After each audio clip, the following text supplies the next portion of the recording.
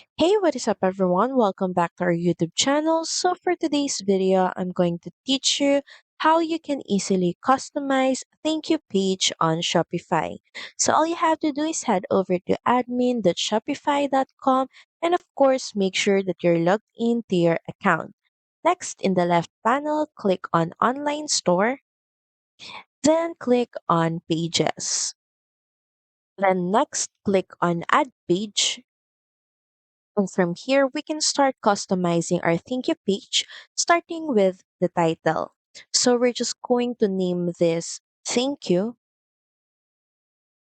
And in the content, you can actually generate text. So we're just going to describe what the content should be generated. You can also change the tone, then click on generate. Next is just click on the keep button and it is now added on content.